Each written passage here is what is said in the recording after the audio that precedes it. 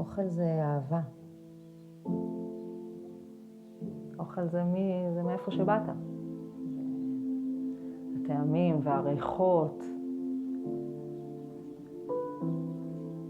עד היום יכולה לראות את הידיים שלהם עובדות. יכולה פשוט לראות אותם לשעות את הבצק וחותכות ומכינות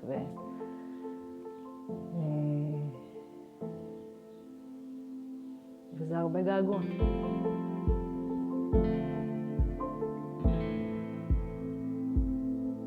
הסבתות שלי היו מבשלות הרבה.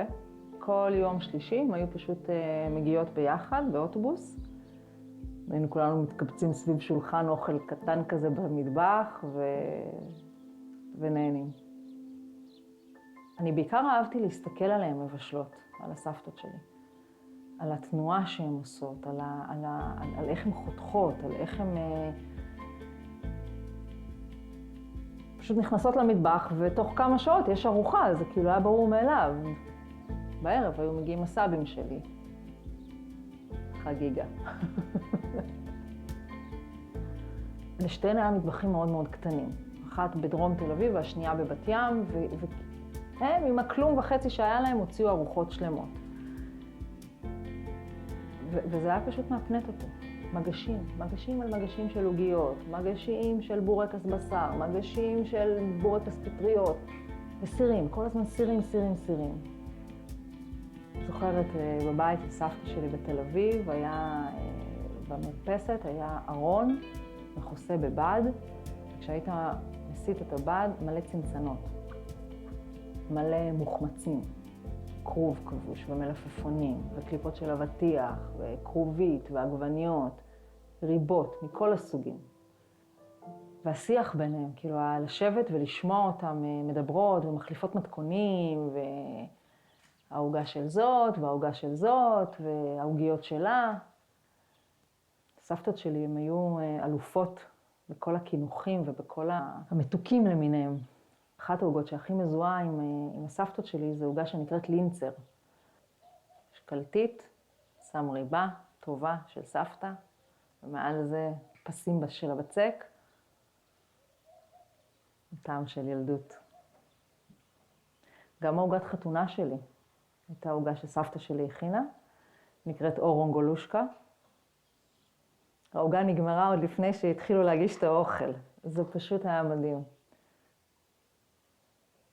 המקום הזה של הסבתות שלי ושל האוכל, הוא מגיע ממקום של המסורת ושל הזיכרונות ושל מי אני. המון רצון לדעת מה בישלתם, מה אכלתם, מה בישלו, איך אתם מבשלים את זה, למה אנחנו אוכלים את הדברים האלה. אני חושבת שהייתה לי דעה מאוד ברורה ומוצקה על מה אנחנו אוכלים. זאת אומרת, בתור ילדה היו סנדוויצ'ים מאוד ברורים שהגענו איתם לבית ספר, ואתה ככה מסתכל על החברים שלך. אז נגיד, הייתה לי חברה שהיא הביאה מאפינס. מי ידע מה זה מאפינס? כאילו, לא, בכלל, מאפינס גזר, זה בכלל היה כאילו שוק. אבל היא באה מבית אנגלו-סקסי, וזה היה נורא נפוץ אצלהם. אנחנו משפחה של רומנים, אז זה היה הרבה שינקן, הרבה בשר, הרבה פסטרמה. זאת אומרת, הייתי בטוחה שזה מאכלים שרק רומנים אוכלים. קוטג'. מי קורא לגבינה קוטג'? בטוח זה אוכל, רק רומנים אוכלים את הגבינה הזאת.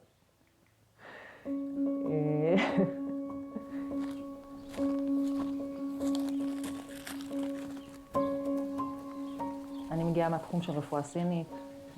כל התחום הטיפולי, רפואה סינית, שיאט וצמחי מרפא.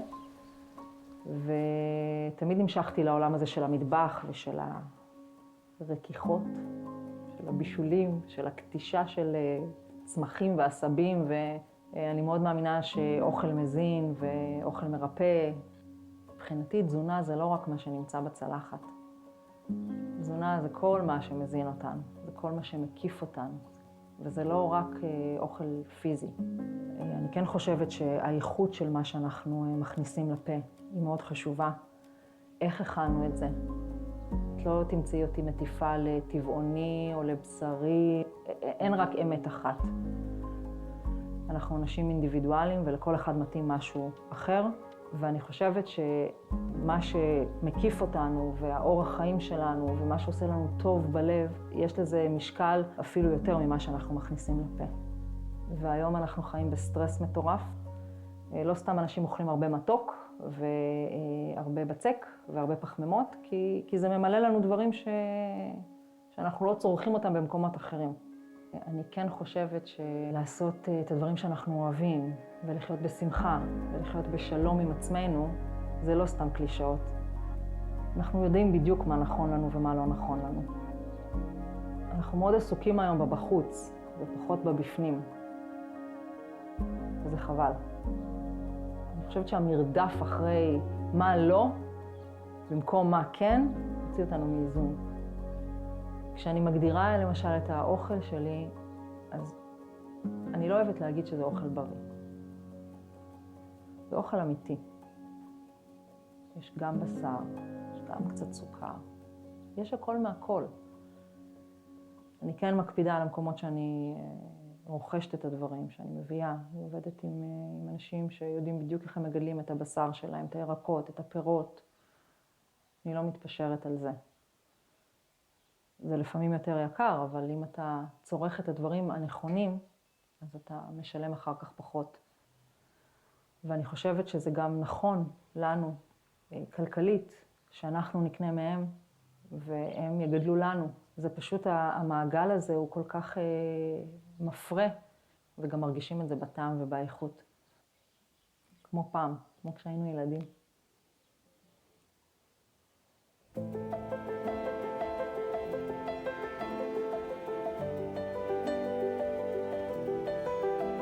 אני גדלתי בעצם כל החיים שלי במרכז הארץ.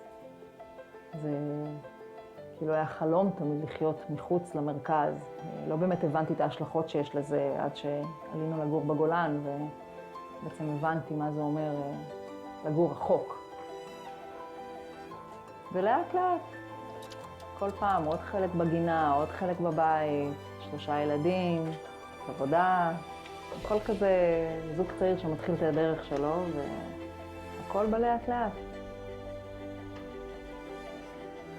הגינה הראשונה שלי בעצם הייתה כשההורים שלי עברו לגור ברעננה ועברתי איתם, הייתי בת 18 וקיבלתי חדר עם מרפסת מאוד מאוד קטנה, אבל היא פשוט הייתה עולם ומלואו. אני זוכרת שהלכתי עם אבא שלי ובחרנו עציצים, עציצי חרס, עם מלא צמחי תבלין, והעציצים האלה עברו איתי אחר כך בכל הבתים שגרתי בהם. וכשעברנו לגור בגולן, אז ולקחתי איתי את העציצים ושמתי אותם, הבאתי אותם לבית הקבע שלהם בעצם, אז הרגשתי שמשהו מהמשפחה שלי במרכז נמצא איתי. ואני אוהבת את זה שיש לי ככה את כל הנקודות האלה בחיים שמזכירים לי אותם, מזכירים לי את הרגעים, את החוויות.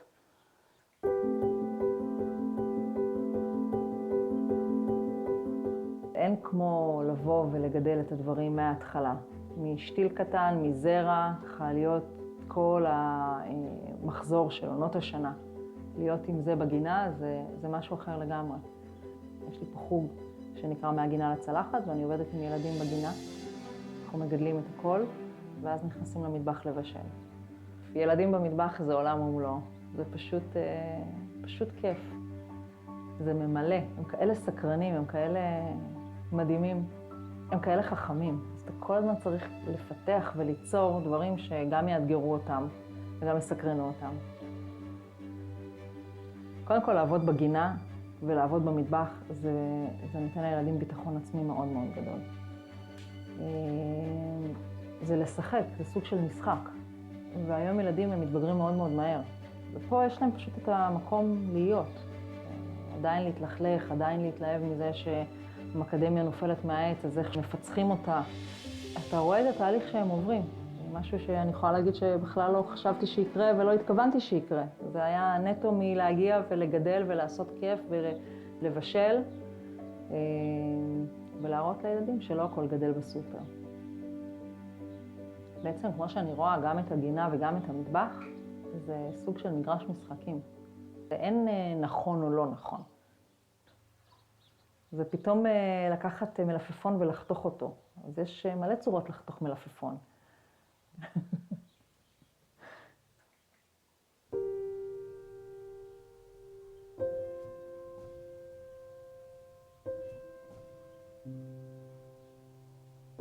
בעצם קורה סביב שולחן האוכל. אני זוכרת שאצל ההורים שלי, או בכל בית שגדלנו בו, תמיד באים אורחים, יושבים בסלון. אצלנו זה כמעט תמיד סביב שולחן האוכל. ופשוט הבנתי שכל הדברים הכי טובים, משמעותיים וגם פחות, קורים סביב שולחן האוכל. וכשהעסק שלי נולד, אז זה פשוט היה הכי טבעי בעולם, שזה יהיה שולחן האוכל.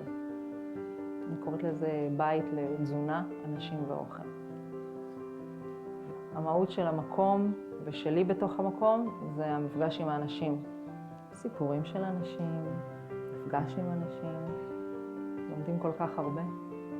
כל קבוצה שמגיעה לפה, כל זוג שמגיע לפה, תמיד יש איזשהו משהו קטן שאתה לוקח מהם ונכנס לתוך שק החוויות שלי וזה ממלא.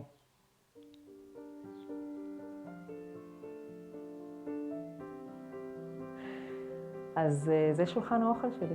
הוא מרכז בתוכו לא רק את העסק, אלא גם את כל הזיכרונות, את המשפחה, את ההיסטוריה. ואני מרגישה שזה הגב שלי, זה הבסיס שלי, זה המקום שיש לי לגדול בו, להיות בו, להתהלך בו, לעבוד בו, ליצור. זה המקום שאני מרגישה בו הכי בטוח. זה האהבה שלי.